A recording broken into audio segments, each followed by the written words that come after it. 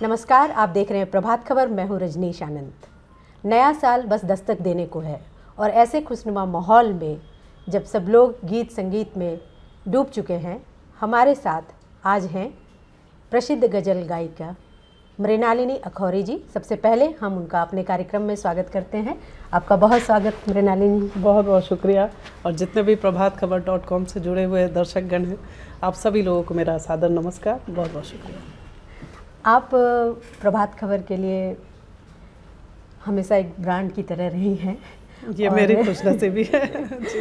और हम लोग ये आपको जानते तो हैं, लेकिन जो लोग आपको नहीं उतना जान पाए हैं, जिन तक हम अपने YouTube चैनल के जरिए आपको लोगों तक पहुंचा रहे हैं, जिन तक, उनके लिए हम ये पूछना चाहते हैं कि संगीत है ना, जो आज आपका जीवन है जी, उसमें आपको कब पता चला कि संगीत ही आप संगीत के लिए बनी हैं?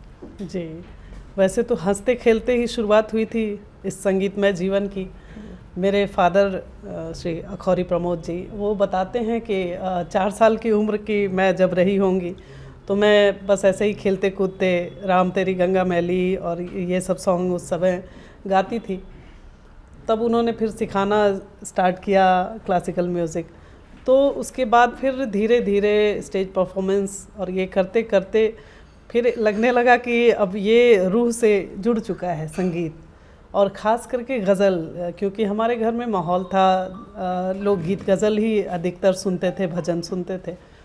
तो धीरे धीरे करके फिर लगा कि अपने जीवन में वही काम करना चाहिए जिसको करके तसल्ली मिले, खुशी मिले और आपको लगे कि इसी क्षेत्र में मैं बेहतर कर सकती हूँ, अपना बेहतर दे सकती हूँ। तो ये एक समय आने के बाद मुझे एहसास हुआ, जब डिसाइड करना था कि अब आगे क्या करियर चुनना है ग्रेजुएशन वगैरह के बाद, तो फिर मैंने सोच लिया कि अब जो भी हो, हालांकि बहुत मुश्किल है डगर पनघट की लेकिन फिर भी मैं करूँगी।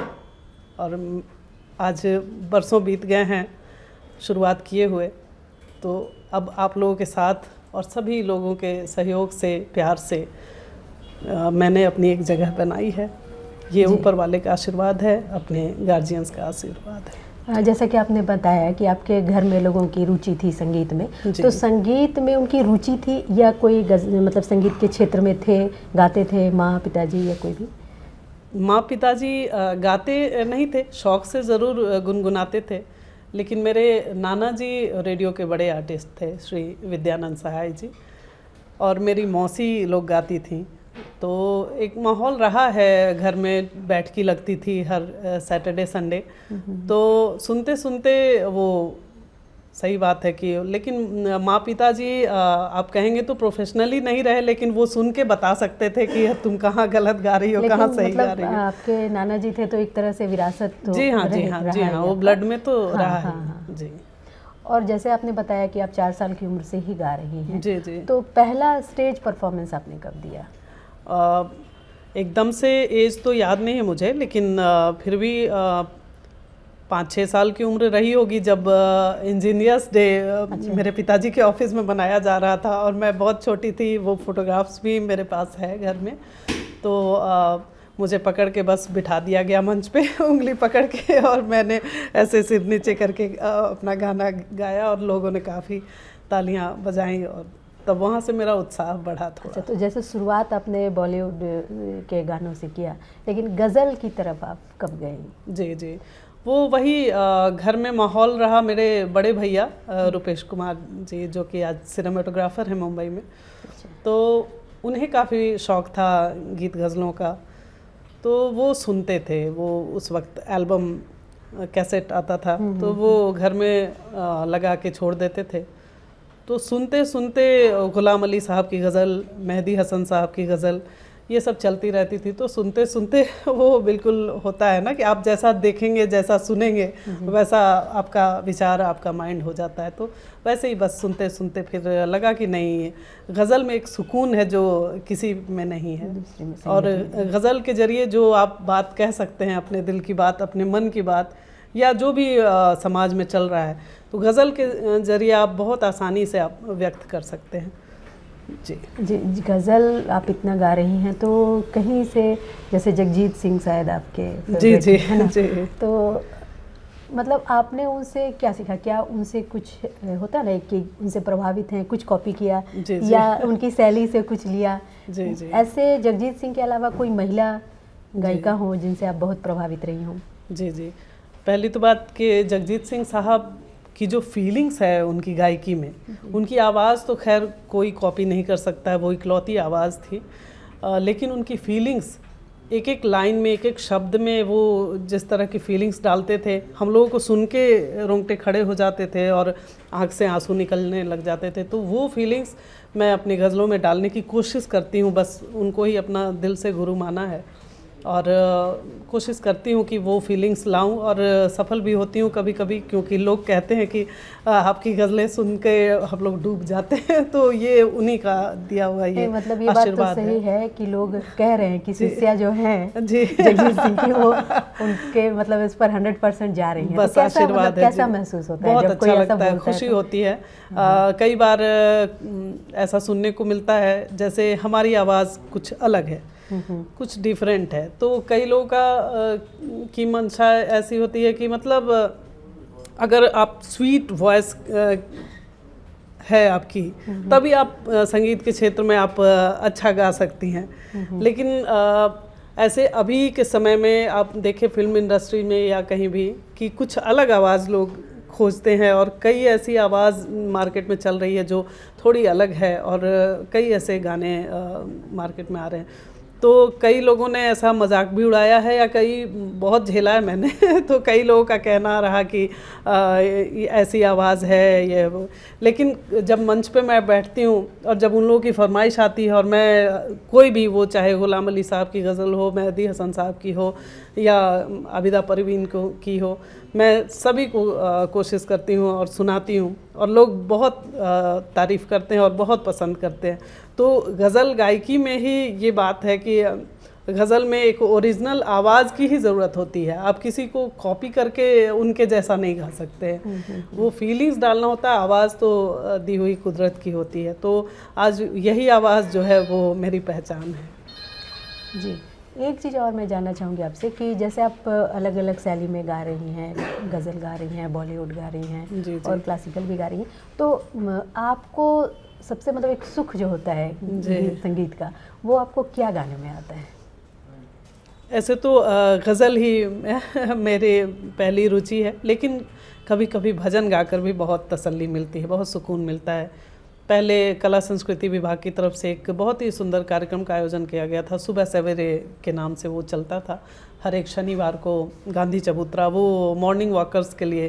तो उस समय मंत्री थी गीता श्री मैडम, उन्होंने मुझे ही ध्यान में रख के उस कार्यक्रम को ग्राफ किया था और शुरुआत मुझे ही दिया था उन्होंने ये कार्यक्रम कि आप ही इसको अरेंज करिए, और मैंने शुरुआत की थी। बहुत अच्छा वो कार्यक्रम, जितने मॉर्निंग वॉकर्स हैं, IAS या मंत्री, सभी लोग आके वो बैठ के 1 घंटे भजन का कार्यक्रम सुनते थे और मैं एकदम कंटिन्यू गाती थी भजन। वो 6 बजे सुबह, बहुत अच्छा लगता था, बहुत तसल्ली मिलती थी। तो ऐसे भी अभी भी अपने कार्यक्रम की शुरुआत या अपने रियाज़ की शुरुआत वो भजन से ही करती हूँ। जैसे आप कार्यक्रम करती हैं रांची में, रांची से बाहर भी, तो कोई ऐसा कार्यक्रम जी जो आपके लिए यादगार रहा हो?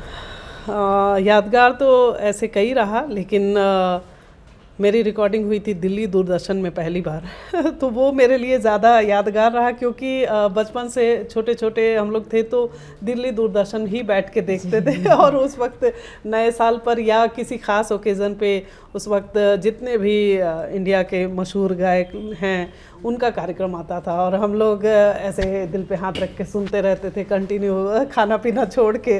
तो उसी स्टूडियो में जहाँ वो लोग गाकर गए हैं, गुलाम अली साहब, मेहदी हसन साहब या पंकज उधास, तो उसी स्टूडियो में अगर मुझे रिकॉर्डिंग करने का अवसर मिला तो ये मेरे लिए बहुत बहुत खुशी का पल था, क्योंकि एक छोटे जगह से निकल के आके इतना जगह बनाना और फिर उस जगह पे जाना जो इंडिया की सबसे ऊंची जगह है दिल्ली, और वो भी खास करके दिल्ली दूरदर्शन, तो ये मेरे लिए बहुत ही सुखद अनुभव था।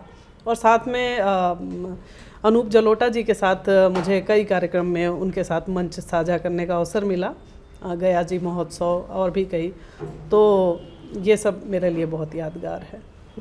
जैसे संगीत आपका पहला प्यार है, जी जी। तो दूसरी किसी चीज़ में जो आपकी ज़्यादा रुचि हो, जैसे हम दूसरा प्यार कह सकें, जी जी, तो ऐसा कौन सा क्षेत्र है? ऐसे बचपन से मुझे स्पोर्ट्स में बहुत लगाव रहा है, बहुत रुचि रही है। जी जी, लेकिन मैं एनसीसी में कमांडर रह चुकी हूँ अपने स्कूल टाइम में। तो उस वक्त स्पोर्ट्स में काफ़ी अव्वल रही हूँ। मैंने बैडमिंटन भी खेला है नेशनल लेवल पे। तो ये सब एक लगाव था जो कि अभी कमी खलती है थोड़ी, लगता है क्योंकि बचपन की बात अलग थी और अब, लेकिन फिर भी लगता है कभी अगर अवसर मिले या कहीं ऐसा सुकून मिले तो थोड़ा ये सब भी कर लेना अच्छा लगता है। हाँ, जैसे आपसे बात हो रही थी कुछ देर पहले, तो आपने बताया कि कोविड एक ऐसा टाइम था जिस समय कि कलाकार बहुत प्रभावित हुए। जी जी, तो आप इस बारे में थोड़ा सा बताइए कि किस तरह से, और क्या कोविड के बाद कुछ बदलाव हुआ इस क्षेत्र में, संगीत के क्षेत्र में, जैसे ऑनलाइन क्लासेस वगैरह होने लगे? जी जी, इसके बारे में थोड़ा सा। जी जी, कोविड का जो काल था वो मुझे लगता है कलाकारों के लिए बहुत ज़्यादा प्रभावित किया कलाकारों को, क्योंकि बाकी सभी लोग अपने काम में आ गए वापस लॉकडाउन खुलने के बाद, लेकिन कलाकार फिर भी प्रभावित रहे और लगभग 1 साल लगा उन्हें मंच पे वापस आते आते, क्योंकि गवर्नमेंट ने सब कुछ तो ओपन कर दिया था लेकिन कार्यक्रम अभी भी इजाज़त नहीं थी शुरू करने की। तो हम लोगों ने बहुत झेला है, मैंने तो खास करके, क्योंकि मेरा इंस्टीट्यूशन है और वहाँ लगभग बहुत बच्चे आते हैं, 50 बच्चे आते हैं जो दूर दूर से आके क्लास करते हैं। तो वो सभी कुछ बिल्कुल ठप हो गया था और जितने लोग उस समय ऑनलाइन, अचानक से ऑनलाइन सब कुछ हो गया। जितने लोगों के पास सुविधा थी वो लोग ऑनलाइन कर पाते थे, लेकिन छोटे छोटे बच्चे जो ऑनलाइन भी नहीं कर पाते थे, तो बहुत प्रभावित हुआ ये सब हम लोगों का प्रोफेशन। और उस दौरान हम लोग बैठ के घर में बस ऑनलाइन लाइव शोज़ होते थे और वो अलग अलग चैनल लोग बनाए हुए थे, उसके ज़रिए हम लोग, वो सभी चैनल के ज़रिए लोगों को थोड़ा सा, जो मानसिक तौर पे बहुत बुरा वक्त गुजर रहा था सभी लोगों के लिए, तो हम लोग थोड़ा सा सुकून देने की कोशिश करते थे अपनी गायकी से। और घंटों मैं बैठ के, मतलब एक एक दिन में 2-2 3-3 लाइव मैं बैठ के करती थी अलग अलग यूट्यूब चैनल्स के लिए, और जो बहुत पसंद करते थे लोग, क्योंकि इतना मेंटल प्रेशर में उस समय जी रहे थे लोग। तो लोगों का मैसेज आता था कि आपका ये कार्यक्रम देखने के बाद बहुत सुकून मिलता है, थोड़ी देर के लिए हम लोग सब भूल जाते हैं। तो ऐसे करके हम लोगों ने समय वो निकाला, लेकिन वो दौर बहुत बुरा वक्त था हम सभी कलाकारों के लिए खास करके, लेकिन फिर भी कलाकार तो कलाकार हैं। हम लोगों ने हर हाल में परिस्थिति में समझौता किया है और करके हम लोग भी निकल के आए वापस, और आज फिर से हम लोग जी रहे हैं। जी, जैसे कि आप झारखंड गुमला ज़िले से हैं। जी जी, तो थोड़ा सा अपने फैमिली के बारे में बता दें। जी जी, बैकग्राउंड है। जी जी, गुमला मेरा जन्म स्थान है। मेरा दादी घर जो है वो गुमला ही है। और मेरे फादर 6 भाई हैं। मेरे father Akhouri Pramod ji irrigation department में थे। सुबोध कृष्ण उनसे छोटे भाई हैं, वो CID में इंस्पेक्टर थे। उनसे छोटे भाई जो हैं वो लैक रिसर्च में थे। उनसे छोटे भाई जो हैं वो CCL में थे। तो ऐसे सभी जो थे वो जॉब में थे। और रांची ऐसे पूरा हम लोगों का जो ख़ानदान है, परिवार है, सभी रिलेटिव्स लगभग सभी रांची में ही हैं, कुछ इधर उधर भी हैं, लेकिन गुमला हम लोगों का ख़ानदानी वो प्लेस है, मेरा जन्म स्थान ही है वो। तो रांची हम लोग वैसे तो आते जाते रहते थे, क्योंकि मेरे फादर जो है वो इरिगेशन डिपार्टमेंट में बिहार सरकार में उस वक्त थे, औरंगाबाद बिहार में। तो रिटायरमेंट के बाद फिर एक जगह चूज़ करना था, क्योंकि उसके बाद हम लोगों के भविष्य के लिए सोचना था। तो फिर रांची में ही फादर ने मेरे यहाँ पे घर बनाया और हम लोग यहाँ पे आके बस गए। आगे और बात करेंगे, लेकिन उसके पहले आपसे कुछ सुनना चाहेंगे। अच्छा ज़रूर। मैं अपनी कंपोजिशन तो अधिकतर आकाशवाणी दूरदर्शन में ही गाती हूँ, क्योंकि ऐसे स्टेज शोज़ में अधिकतर लोगों की फरमाइशें जो आती हैं उसी को गाना पड़ता है, जो सुनी सुनाई गज़लें हैं। तो मैं आज प्रभातखबर.com के ज़रिए भी अपनी ही कंपोजिशन एक सुनाना चाहूँगी। मेरी एक एल्बम भी आई थी यादें नाम से, जो आज भी आप जियो सावन या यूट्यूब पे आप सुन सकते हैं, यादें एल्बम। उसमें 8 गज़लें थी, जो कि झारखंड की पहली गज़ल की एल्बम थी। तो मैं उसी में से एक सुनाना चाहूँगी आपको। ये फितरत है हमारी जिसको अपना मान लेते हैं, ये फितरत है हमारी जिसको अपना मान लेते हैं। अगर वो जान भी, हाँ अगर वो जान भी मांगे तो हंस कर जान देते हैं, ये फितरत है हमारी जिसको अपना मान लेते हैं। अगर वो जान भी, हाँ अगर वो जान भी मांगे तो हंस कर जान देते हैं, ये फितरत है हमारी। बहुत बढ़िया। जो पंक्ति आप गा रही हैं जी, उसी जी। तरह का स्वभाव भी है आपका। जी हाँ, ये तो सभी के लिए है कि अगर सामने वाला अच्छा व्यवहार कर रहा है तो फिर स्वाभाविक रूप से आप भी अच्छे हो जाते हैं। जी। एक चीज़ और है, जो जैसे आजकल सोशल मीडिया का दौर है, तो रील्स और टिकटॉक ये सब बहुत चल रहे हैं, तो आप इसको किस तरह से देखती हैं? मैं समझाती हूँ, मेरे स्टूडेंट्स भी हैं, वो लोग भी ये सब करते हैं। मैंने नहीं किया आज तक ये सब चीज़। वो मन बहलाने के लिए थोड़ा बहुत, या किसी कार्यक्रम की कुछ कवरेज हो, छोटी क्लिप हो, तो वो सब मैं डाल देती हूँ। लेकिन वो क्या है, अभी शॉर्टकट लोग अपना रहे हैं, वो बस रातों रात प्रसिद्ध होने के लिए लोग शॉर्टकट अपना रहे हैं और कुछ भी करते हैं। वो उसमें तो संगीत नाम की चीज़ ही नहीं है, कुछ भी वो लोग करते हैं। तो मैं तो समझाती हूँ कि अगर लंबी दूरी तय करनी है तो आपको अपने आप को मजबूत करना होगा, तभी आप। तो रील्स वगैरह तो लोग राह चलते रील्स बना रहे हैं, तो उसमें बहुत ज़्यादा कुछ नहीं है। वो कुछ दिन की बस अपनी खुशी होती है, अपनी तसल्ली के लिए लोग करते हैं, और बस कुछ लोग होते हैं उसी से हिट हो जाते हैं। लेकिन वो क्या है, कुछ दिनों का बस है, फिर लोग भूल जाते हैं। जैसे कई एक नाम है रानू मंडल, और ये वो अब कहाँ, अब वो सब खत्म। तो ऐसे ही 4 दिन की चांदनी फिर अंधेरी। आप कितना एक्टिव रहती हैं सोशल मीडिया पे? बहुत ज़्यादा तो नहीं, क्योंकि मेरी व्यस्तता कुछ ऐसी होती है कि ये सब में बहुत ज़्यादा वक्त नहीं दे पाती हूँ।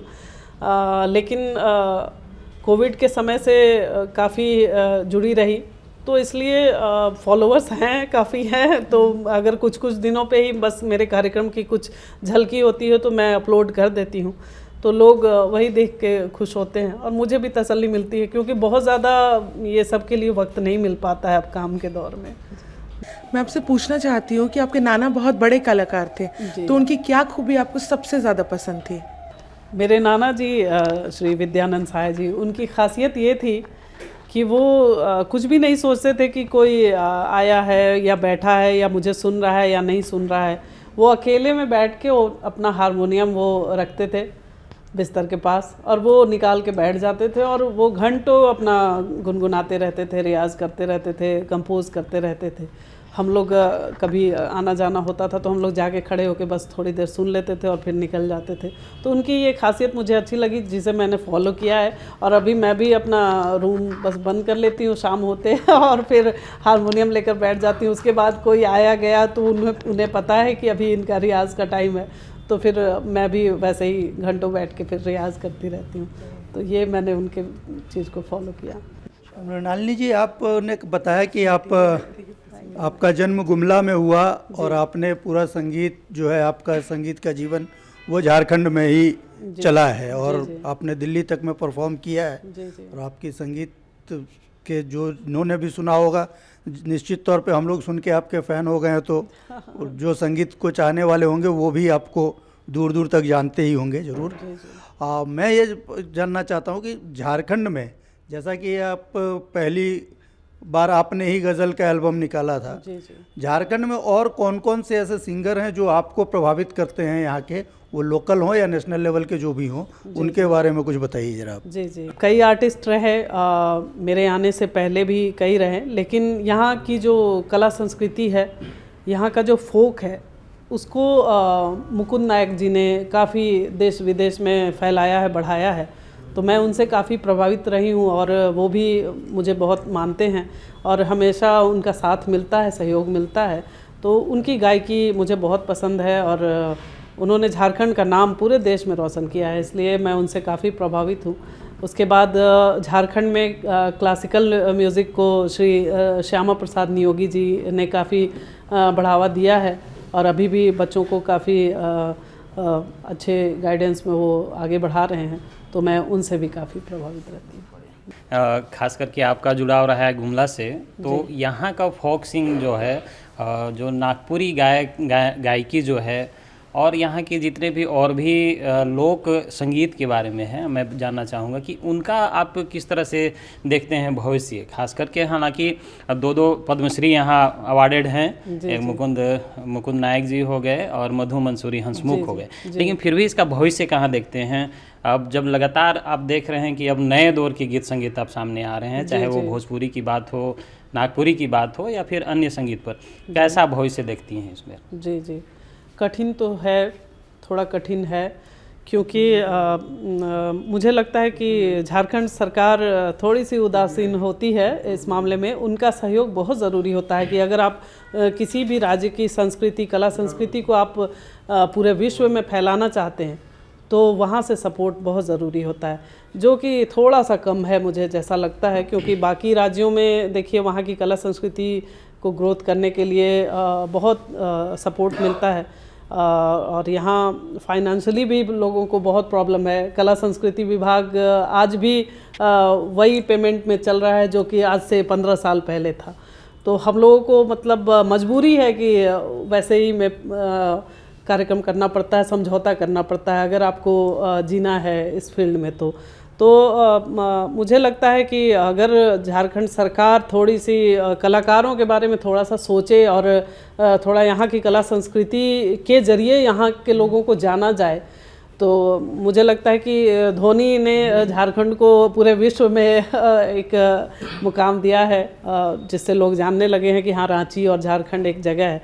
तो आने वाले समय में अगर थोड़ा सा सहयोग झारखंड सरकार से मिले, तो यहाँ की जो गायकी है, नागपुरी, भोजपुरी, नागपुरी और खोरठा हो, जो भी लैंग्वेज है यहाँ का, वो सब पूरे विश्व में जाना जाएगा। जानते भी हैं कुछ लोग, लेकिन थोड़ा और सपोर्ट की ज़रूरत है, मुझे जैसा लगता है। नागपुरी गाना आप गाती हैं क्या? क्योंकि नागपुरी लैंग्वेज, चूँकि लोकल एरिया से आप जुड़ी हैं, गुमला से जुड़ी हैं, तो आप नागपुरी गाना पसंद करती हैं, उनके उसके बारे में आपको जानकारी है? देखिए, वैसे मेरी पहचान तो लोग गज़ल, गीत, भजन, ठुमरी इससे ही जानते हैं, लेकिन ऐसी बात नहीं है। आप जो भी मेरे सामने रख दें, क्योंकि हम लोग आकाशवाणी दूरदर्शन के लोग हैं और हम लोग बरसों बीत गए, आकाशवाणी में ऐसे दे दिया जाता था कि ये गाना हम लोगों को करना है इस टॉपिक पे, इस मौसम पे, ऐसे वहीं पे लिखा गया और वहीं पे हम लोग कंपोज कर लेते थे। तो हम लोगों का चूँकि बेस क्लासिकल रहा है और बचपन से इसी फील्ड में रहे हैं, तो हम लोगों के सामने आप कुछ भी रख दीजिए, भोजपुरी भी रखिएगा, नागपुरी भी रखिएगा, तो वो भी हम लोग गा लेंगे। तो कहीं भी ऐसी ज़रूरत पड़ती है तो गाना ही होता है। जैसे एक सॉन्ग है डोंगा तोर हिलेला डोलेला, तो ये मुझे बहुत अच्छा लगता है, गुनगुना के। अच्छा। ए रे माझी ले चल नदी के पार, डोंगा तुर हिलेला डोलेला, नदिया तेज बहे धार, डोंगा तुर हिलेला डोलेला, नदिया तेज बहे धार, ए रे माझी हो। ऐसे कई गीत हैं जो पसंद है मुझे। Thank you. मृणालिनी मैम, अभी जो दौर चल रहा है म्यूज़िक का, बहुत चेंजेस आए इधर 10 से 15 साल में जी। तो अभी जो ये ऑनर चल रहा है, ऐसे तो आप गज़ल गायिका हैं, बट जो अभी ऑनर चल रहा है बॉलीवुड रिलेटेड क्वेश्चन है, तो अभी आपका फेवरेट सिंगर कौन है बॉलीवुड में और किस तरह का म्यूज़िक आप पसंद करती हैं? ऐसे तो मुझे थोड़ा सेमी क्लासिकल टाइप ही ज़्यादा पसंद है।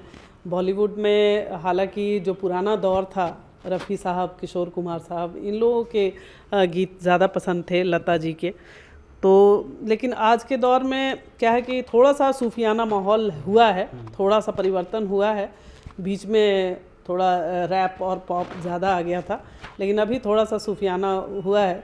तो जावेद अली साहब जो हैं वो बहुत अच्छा गा रहे हैं आजकल, और कई फिल्मों में उनकी गायकी सुनने को मिलती है, तो अच्छा लगता है उनका गीत। और ऐसे ही गीत को बढ़ावा मिले तो ज़्यादा अच्छा है। वैसे गीत जो निरर्थक हैं, जिनका कोई अर्थ नहीं है, उनके एक लाइन में भी कोई मतलब नहीं दिखाई देता है, या वो संगीत ही जो रूह तक नहीं पहुंचता है, तो वैसे संगीत का कोई मतलब नहीं होता।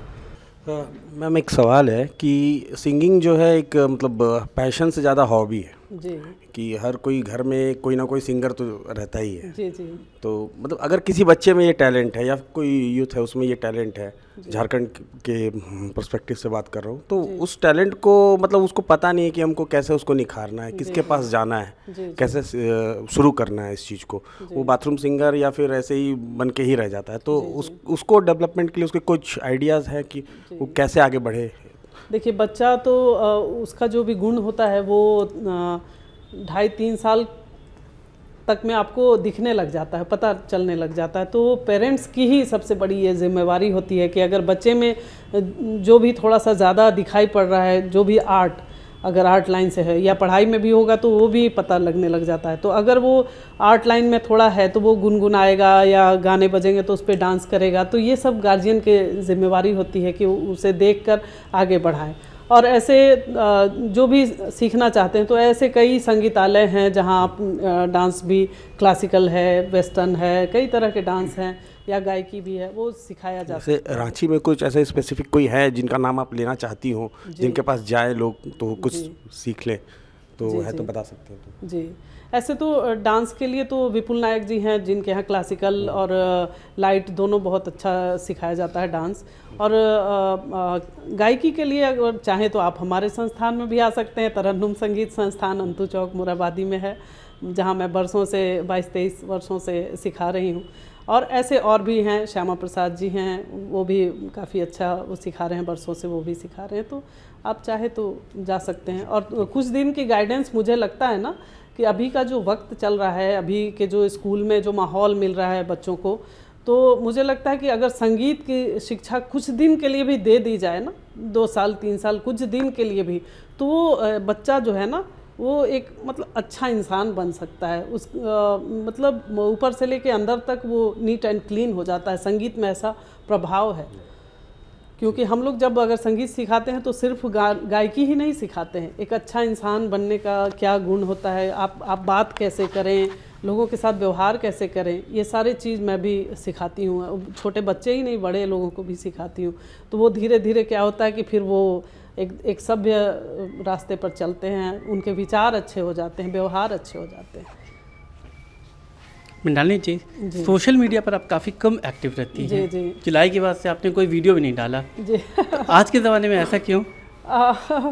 क्योंकि मुझे लगता है कि अगर आप मंच पे परफॉर्मेंस देते हैं तो लाइव जब ऑडियंस रिस्पांस जो मिलता है ना, उसमें जो मज़ा आता है ना वो शायद मीडिया ये जो आप यूट्यूब पे डालने की बात कर रहे हैं उस पर रिस्पांस नहीं मिलता है हम लोगों को ऐसे लाइव। तो हम लोग बरसों से, बचपन से मंच पे ही रहे हैं, मंच पे प्रस्तुति देते हुए 30-35 साल हो गए।